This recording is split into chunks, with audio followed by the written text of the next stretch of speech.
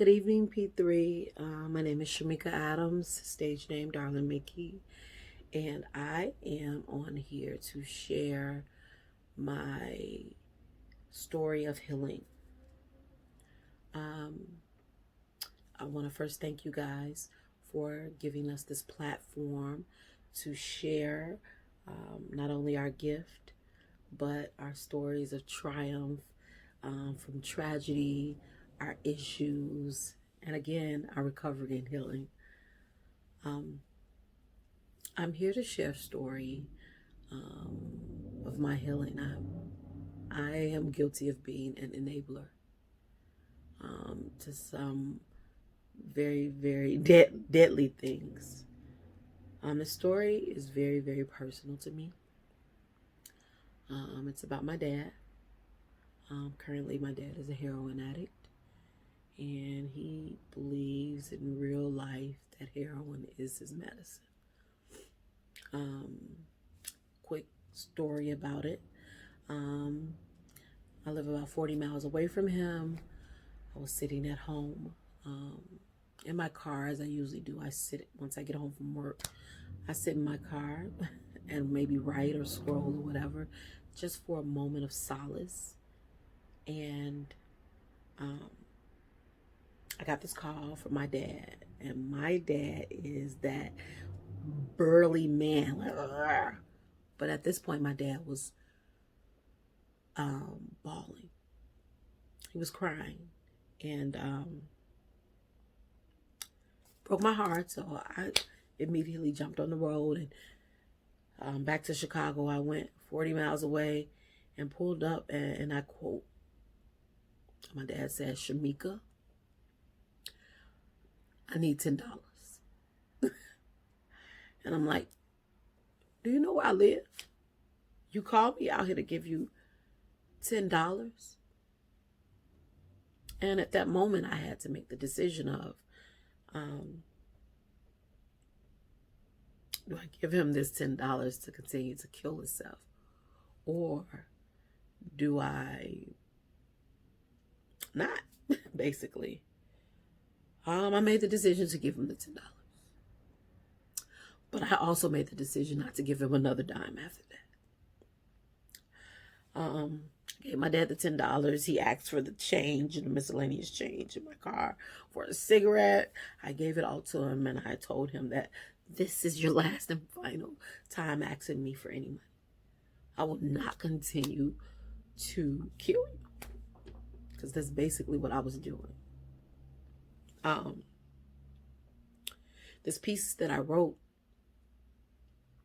once he vanished, he literally vanished in thin air. I sat in front of his house, and I wrote this piece. It's called Your Other Being. I sat in front of his house for about 2 hours, and I wrote this piece from start to finish. I had been reluctant to share it, in fear of embarrassment, fear of him being angry with me. Excuse me, I'm getting emotional. Just sharing something so personal, you know. Okay, again, this piece is called Your Other Being. I can see you in plain sight. It's a battle that you can't win, and it's stolen your strength, but it's you. It's you that has to want to fight.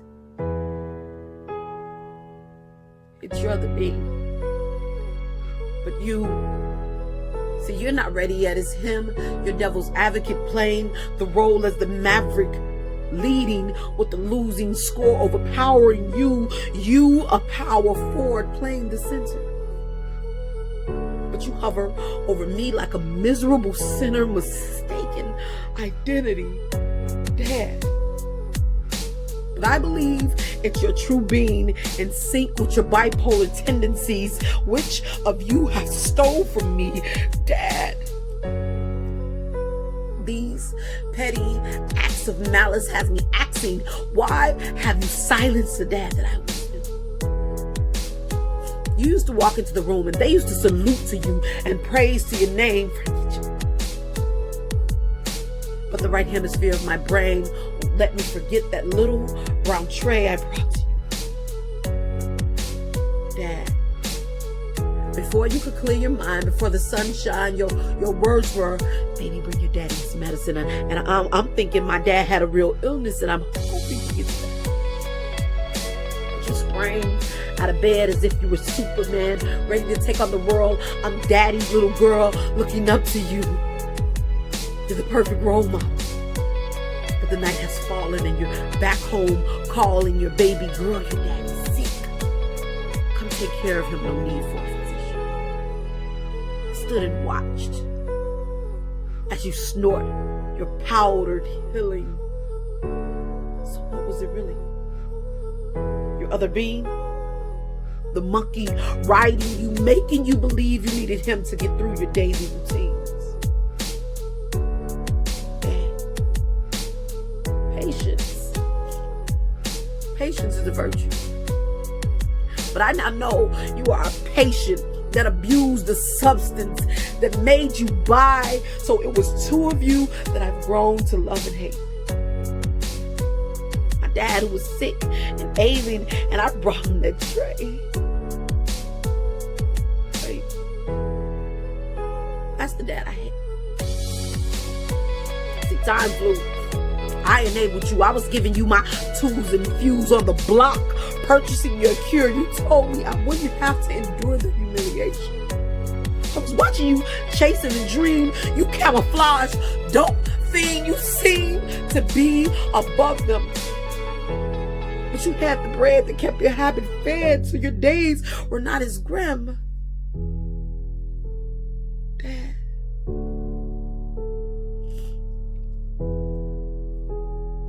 You're no longer the perfect dad.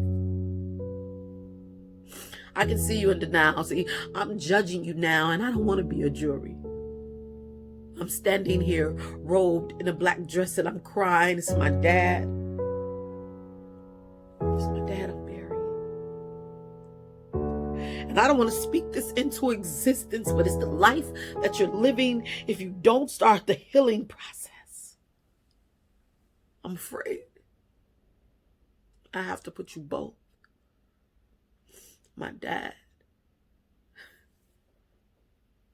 and his other being. My dad. To rest.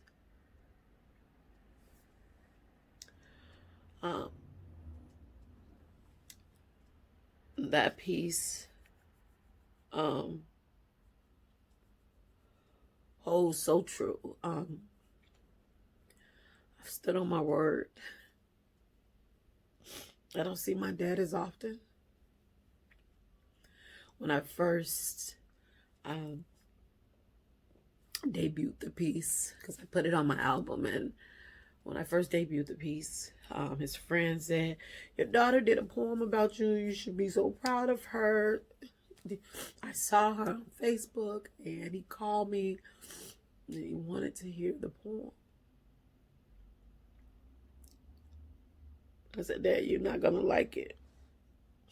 My dad is a prideful man, and his ego is as big as the continent of Africa. And I told him that he wouldn't like it. And I let him hear it. And he was livid.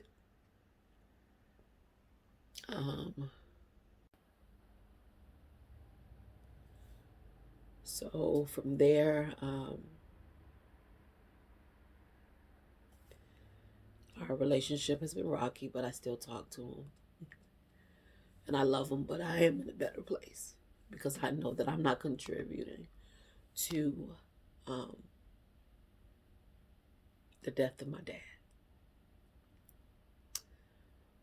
I love you, Dad. I always will. And I pray for your healing every day.